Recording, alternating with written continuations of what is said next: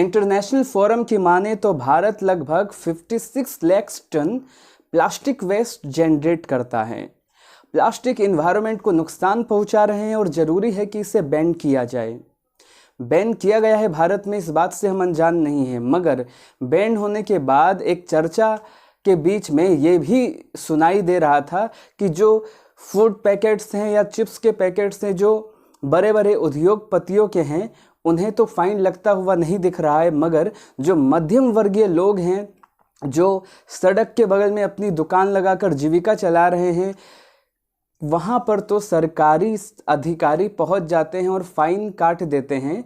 क्या नियम गरीब और अमीर के लिए एक है? प्लास्टिक बैन होना तो ज़रूरी है, मगर उसके साथ क्या और कुछ तैयारी भी करना ज़रूरी था? इस महत्वपूर्ण चर्चा में हमारे साथ जुड़ेंगे संदीप हेंडिक जी। संदीप हेंडिक जी फाउंडर एंड सेक्रेटरी हैं OUM के, यानी ऑर्गेनाइजेशन ऑफ यूनिवर्सल मैनकाइंड। आइए अगली स्क्रीन पे आप मेरे साथ उन्हें भी देखेंगे। नमस्कार संदीप जी, आपका स्वागत है राष्ट्रीय दृष्टि में। नमस्कार। प्लास्टिक बैन के बारे में आपको जरूर पता होगा। इन्वायरमेंटल सेफ्टी से रिलेटेड भी काफी सारे पोस्ट, आपके लेख हमने आप देखे थे फेसबुक में, और वो एक माध्यम बना जिससे ये कार्यक्रम का हमने आयोजन किया। तो प्लास्टिक बैन को किस नजरिए से देखते हैं? क्या प्लास्टिक बैन करना तो जरूरी है, मगर 1 तारीख को जैसे बंद कर दिया गया, क्या ये सफिशिएंट है, या बंद का ऐलान करने से पहले हमें और कुछ प्रिपरेशन की जरूरत थी देश को? जी, अच्छा सवाल पूछा आपने। जहां तक मेरा ख्याल है कि गवर्नमेंट की तरफ से जो प्लास्टिक बैन के ऊपर जो अभी जो कार्यक्रम किया जा रहा है वो सफिशिएंट नहीं है, कि उन लोग कोई सजागता मतलब है ही नहीं। लोग ये नहीं बताएगा कि प्लास्टिक तो बैन करे, लेकिन उसके बदले क्या करे वो नहीं बताया गया है। प्लास्टिक बैन का मतलब सिर्फ जो कैरी बैग है जो हम सामान लाने के लिए दुकान से यूज करते हैं सिर्फ उसी को समझाया गया है। इसीलिए बताते हैं कि प्लास्टिक की थैली के बदले आप कपड़े का थैला यूज कीजिए, जूट का थैला यूज कीजिए, ऐसे बताते हैं। लेकिन जो मिनरल वाटर बॉटल्स है जो लार्जली हम लोग यूज करते हैं, तो उसका क्या करें, उसका अगेंस्ट हम क्या करें, उसके बदले हम क्या यूज करें? जब लोग मांस मछली जैसे सामान लाने के लिए प्लास्टिक का ही यूज करते हैं, तो उसके बदले हम क्या यूज करें? तो ऐसा होना चाहिए था कि प्लास्टिक हम डायरेक्टली स्टॉप नहीं कर सकते। लोगों को एक गवर्नमेंट की तरफ से एक प्रसार अभियान चलाना चाहिए था कि प्लास्टिक की इन चीजों के अगेंस्ट आप क्या यूज करें। हाँ, तो उसका कोई अभी तक प्रसार नहीं किया गया है। सिर्फ इतना ही बताया गया है, लोगों के मन में से इतना ही धारणा लिया गया है कि प्लास्टिक बैन मतलब सिर्फ वो कैरी बैग बंद, सिर्फ इतना ही ध्यान दिया गया है। लेकिन वो सामान आएगा जिसमें वो फूड प्रोडक्ट्स आएगा मैन्युफैक्चरिंग यूनिट से, इंडस्ट्री से, उसका अगेंस्ट क्या यूज करें? मिनरल वाटर बॉटल्स के अगेंस्ट क्या यूज करें? ये सब नहीं बताया गया। सिंगल यूज प्लास्टिक की अगर हम बात करें तो अब सिंगल यूज प्लास्टिक की स्पेसिफिक कोई परिभाषा तो सरकार द्वारा बताई नहीं गई है। अब सिंगल यूज प्लास्टिक में थैला जो हम मार्केट में लेके जाते हैं वो भी है, और दूसरा एक जो मिनरल वाटर का बोतल हो या प्लास्टिक के जो चिप्स के पैकेट्स हो। और काफी बार जब हम कुछ रिपोर्ट्स में भी मैंने पढ़ा था, जहाँ हम देखते हैं कचरों का ढेर लगा हुआ है, तो हमें नॉन ब्रांडेड मतलब जो आमतौर पे जो हम इस्तेमाल करते हैं उसके कंपेरिजन में तो ऐसे कचरे ही प्लास्टिक के रूप में दिखते हैं जिनमें किसी न किसी ब्रांड का कुछ लोगो या कुछ लेख छपा हो। तो क्या लगता है, नॉर्मली बस ये एक इनिशिएटिव दिखाई देने के लिए ही किया गया है, जैसे लगे कि भाई हम प्लास्टिक के बारे में कुछ कर रहे हैं, मगर इनिशियल स्टेज पे जहां प्लास्टिक बन रहे हैं उस तरफ से मेन जो पॉइंट है सेंटर, वहां से शुरू करने के ज्यादा बेहतर रहेगा ना? मार्केट में डायरेक्टली कहना वो बेहतर रहेगा? अगर कुछ बनेगा ही नहीं तो लोग इस्तेमाल कैसे करें? जी, आपने सही बताया कि देखिए अभी हम कचरे के किसी भी शहर या हमारी गली में देखें तो प्लास्टिक जो कचरे का ढेर होता है ना, उसमें ज्यादा सामान वही आता है जो प्लास्टिक के कैरी बैग से ज्यादा वो जो मैन्युफैक्चरिंग यूनिट से जो सामान आता है, जैसे फूड प्रोडक्ट हो गया या मेडिसिन हो गया, वही आता है। ठीक है, लेकिन वो डायरेक्टली तो हम स्टॉप नहीं कर सकते अभी, है ना? ऐसा कोई सिचुएशन नहीं है। तो गवर्नमेंट को अब जैसे आपने बोला कि ऊपर से मतलब जो प्लास्टिक जो मैन्युफैक्चरिंग यूनिट है, जो उन उन वहां पर कुछ करना चाहिए था कि जैसे कि आप ऐसा हो सकता था कि आप कुछ प्लास्टिक में सिंथेटिक जो पॉलीमर होता है ना उसके साथ कुछ थोड़ा नेचुरल की रबर वगैरह भी यूज करें ना, जैसे हम रबर का सामान कुछ यूज कर सकते हैं, वहां से होना चाहिए था ना। तो ये डायरेक्टली अगर प्लास्टिक बैन करेंगे तो वो उन इंडस्ट्रीज का भी क्या होगा जो जहां पर प्लास्टिक का मटेरियल निर्माण होता है, वहां का जो एम्प्लॉयज का क्या होगा, ये भी तो सोचना पड़ेगा ना। लगभग भारत में 80,000 से भी ज्यादा इंडस्ट्रीज हैं जो प्लास्टिक रिलेटेड उत्पाद में संबंधित है। तो इतने इंडस्ट्रीज में अनगिनत लोग हैं जो काम कर रहे हैं। तो ऐसा कुछ शायद करने से ज्यादा बेहतर रहता क्या, जैसे पोलियो के लिए भी गवर्नमेंट ने कहा था कि इतने साल के भीतर हम पोलियो को जड़ से खत्म कर देंगे। ऐसी भी कोई अच्छी एक शुरुआत की जा सकती है, जैसे हमने टारगेट लिया कि हम 2026 तक प्लास्टिक खत्म करेंगे, और उस वे में जाते कि पहले साल से इस कैटेगरी का प्लास्टिक को बैन किया जाएगा, दूसरे साल से इस तरीके से, क्योंकि प्लास्टिक तो क्या है कि जीवन का हिस्सा ही बन चुका है, एक जीवन का हिस्सा बन जी चुका है। तो वैसे एक लॉन्ग टर्म प्लानिंग के साथ किया जाता तो शायद बेहतर रहता। इस पे क्या कहेंगे आप? जी जी, जैसा आपने बोला अगर ऐसा एक लॉन्ग टर्म कुछ प्लानिंग करना पड़ेगा, जैसे कि अगले 10 साल में हम प्लास्टिक के, जैसे अभी हमारी इंडस्ट्री हम देखें तो पेट्रोलियम जो पेट्रोल और डीजल वो बंद हो करके उसके अगेंस्ट हम इलेक्ट्रिक व्हीकल निकालने के लिए हम एक विकल्प रास्ता बना रहे हैं अभी, जी ठीक है। जी। तो वो विकल्प रास्ता बना के ही आप पेट्रोल और डीजल बंद कर सकते हैं। अगर आप ऐसा सोचते कि हमें पोल्यूशन बर्न करना है डायरेक्ट पेट्रोल और डीजल बंद कर, ये सब नहीं चलेगा ना, हम एक दूसरा रास्ता ऑलरेडी बना सके। तो उसी तरह से प्लास्टिक के डायरेक्ट बैन करने के बदले उसका भी एक विकल्प रास्ता बनाना पड़ेगा। जो नए जो बेरोजगार लड़के हैं जो यूथ है उनको कुछ ऐसे कुछ रास्ता दिखाना पड़ेगा कि ये सामान है आप बनाओ जो प्लास्टिक के अगेंस्ट यूज कर सकते हैं, उसके हम इतना सब्सिडी देंगे, ऐसे इंडस्ट्री आप खड़ा करो, ऐसे कुछ आप कर सकते हैं। तो मेरे ख्याल से वो बेहतर होगा। मतलब गवर्नमेंट एक तो जो बेरोजगार है उन्हें रोजगार भी मिलेगा, और जो यूथ है उन्हें सब्सिडी वगैरह का बेनिफिट देके एक नई इंडस्ट्री में भी ग्रो कर सकते हैं, और जो एक सब्स्टिट्यूट के रूप में उभर के आए प्लास्टिक यूसेज को डिक्रीज करने में।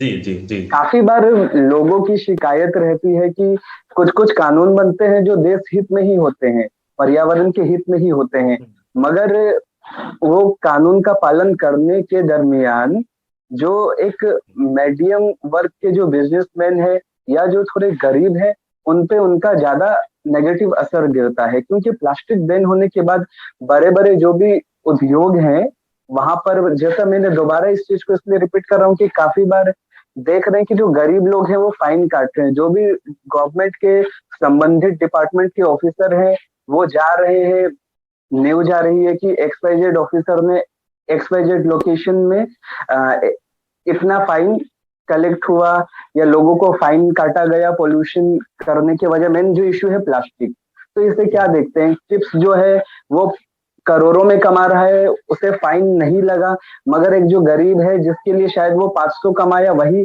सुबह से शाम तक कमाया हो जो फाइन के रूप में जा रहा है। तो ये भी कहीं ना कहीं लगता है कि थोड़ा इसमें बैलेंस की जरूरत है, जिससे गरीब लोगों पे ज्यादा इसका नेगेटिव असर ना पड़े। जी जी, मैं भी ऐसा ही सोचता हूँ कि ये डायरेक्ट फाइन लगा लेना कोई विकल्प रास्ता नहीं है।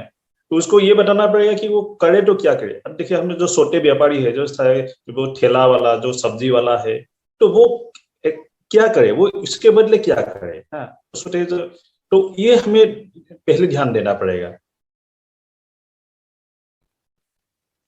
और आप इन्वायरमेंट से रिलेटेड काफी सारे प्रोजेक्ट्स भी आपने किए हुए हैं, और काफी बार आपके पोस्ट में भी काफी पोस्ट जो FB के रहते हैं आर्टिकल्स में काफी इम्पोर्टेंट चीज रिफ्लेक्ट होता है। तो आप अपने साइड से और कुछ क्या कहना चाहेंगे, किस वे में क्या सुझाव देना चाहेंगे, क्योंकि इस समस्या को लेके पूरे देश में काफी लोग परेशान हैं। तो आप इस पे और क्या कहना चाहेंगे, अगर आप कुछ रास्ता दिखा पाए कि कैसे आपके सोच में बेहतर किया जा सके?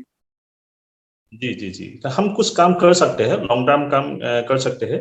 अभी देखिए, मैंने कुछ साल पहले एक रिपोर्ट पढ़ा था कि मलेशिया में क्या कर रहे हैं जो मलेशियन गवर्नमेंट, तो वहां पर जो रोड निर्माण के लिए ना, जो रास्ता नेशनल हाईवे वगैरह निर्माण के लिए वो लोग रबर और प्लास्टिक यूज कर रहे हैं। ठीक है।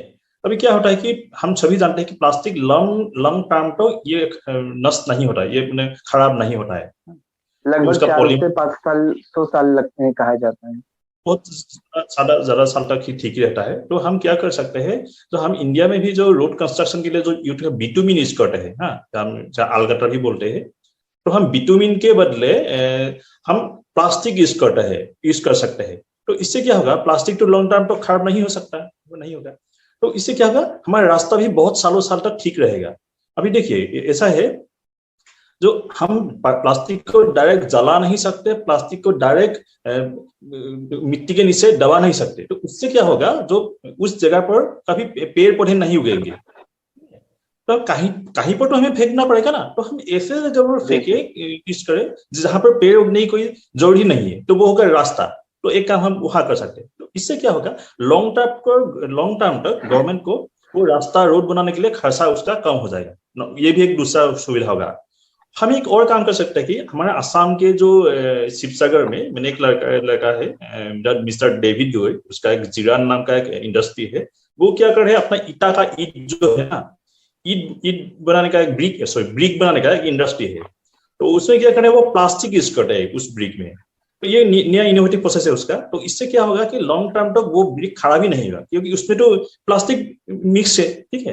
तो वो लॉन्ग टर्म जी को जी। वो ब्रिक भी खराब नहीं होगा, मतलब वो जो घर बनेगा, वो मकान बनेगा, जो दीवारें बनेगा, वो भी खराब नहीं होगा। तो इससे क्या हो सकता है, हम ऐसा भी हम गवर्नमेंट स्टेप ले सकते हैं कि जो नॉर्मली जो ईट बना के ब्रिक बनाने का जो इंडस्ट्रीज है, उससे बहुत पॉल्यूशन फैलता है, हम सभी जानते हैं कि कोयला यूज होता है। ठीक है। तो जी हम वहां पर क्या कर सकते हैं कि नए यूज को ऐसे इंडस्ट्री बनाने के लिए प्रोत्साहन दे सकते हैं। ठीक है। और वो जो ब्रिक बनेगा, उससे क्या होगा, दोनों तरफ से पॉल्यूशन घटेगा। एक तो कोयले की जो ब्रिक है उसकी जरूरत नहीं पड़ेगी कोयले से बनाने वाला, दूसरा की जो प्लास्टिक में जो ब्रिक बनेगा, इससे लॉन्ग ड्यूरेबल होगा वो दीवारें और जो घर है, क्योंकि वो तो प्लास्टिक से बनेगा। तो हम ऐसा कुछ गवर्नमेंट कर सकते हैं, तो हम सोचते हैं कि ऐसा कुछ हम इनिशिएटिव ले सकते हैं। जैसे कि आपने शिवसागर के युवक के बारे में बताया कि वो प्लास्टिक से ईंट का निर्माण कर रहे हैं, तो ऐसा भी तो कुछ रास्ता निकाला जा सकता है। जैसे गवर्नमेंट का है कि प्लास्टिक को थोड़ा यूसेज मिनिमाइज करे, फाइन वगैरह का थोड़ा सा गवर्नमेंट एक देखे कि कैसे मतलब एक गरीब का सर ना कटे, मतलब पॉकेट वाला पॉकेट जी रुपी सर, क्योंकि आजकल सर के बारे में कहना भी काफी खतरनाक हो गया है।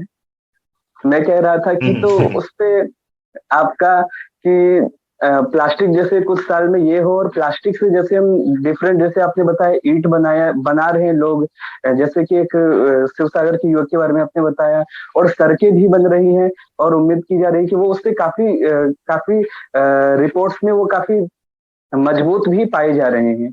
तो इस तरीके से मेन की ओवरऑल पॉल्यूशन फ्री करने के बीच में एक गरीब पे नेगेटिव आर्थिक असर नहीं पड़ना चाहिए।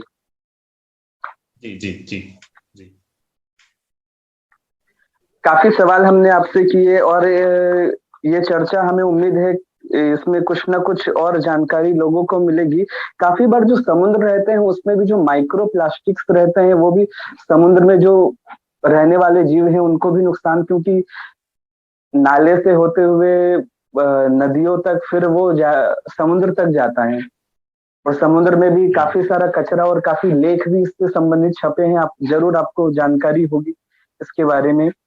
जी जी काफी महत्वपूर्ण विषय था जिसपे हमने चर्चा किया कि कैसे इससे कैसे कम किया जा सकता है। और मैं भी गवर्नमेंट से अनुरोध करूंगा कि जो भी मध्यम वर्ग के बिजनेसमैन है या जो ठेला वगैरह चला रहे हैं, उन पे फाइन लगे, और बड़े उद्योगपति पे फाइन ना लगे। तो ये तो इस तरीके से होगी कि शायद आपने एक ही आंख अपना खोला हुआ है, दूसरी भी आंख खोलने की जरूरत है, जिस आंख से गरीब भी आपको दिखे। संजीव जी जी। हेनरी जी, आपका भी बहुत धन्यवाद कि आपने इस महत्वपूर्ण विषय पे अपना समय दिया। हम चाहेंगे कि अपने बारे में और अपना जो आपका होम ऑर्गेनाइजेशन है उसके बारे में कुछ बताते हुए हम इस कार्यक्रम का समापन करें। ठीक है। तो हमारा जो ओम नाम का जो ऑर्गेनाइजेशन है, हम लोग बेसिकली एक मेन बिल्डिंग ऑर्गेनाइजेशन है। हम लोग क्या करते हैं, जो अभी देखिए सोसाइटी में प्रॉब्लम बहुत सारा है, हम सभी जानते हैं। ये प्रॉब्लम हर दिन बढ़ रहा है, ठीक है। तो ये प्रॉब्लम को हम लोग कोई कुछ मुट्ठी भर लोग सॉल्व नहीं कर सकते धरती पे। अगले समय में प्रॉब्लम और बढ़ेगा। तो हमें इन प्रॉब्लम को सॉल्व करने के हमेशा ये कुछ ऐसे मेन पावर जिसके पास इनोवेटिव दिमाग भी हो, वो उसके अंदर ह्यूमैनिटेरियन एक हार्ट भी हो, वो जो जिसके अंदर कोई धार्मिक भावना हो और वो साहसी भी हो, ऐसा ऐसा मेन पावर चाहिए।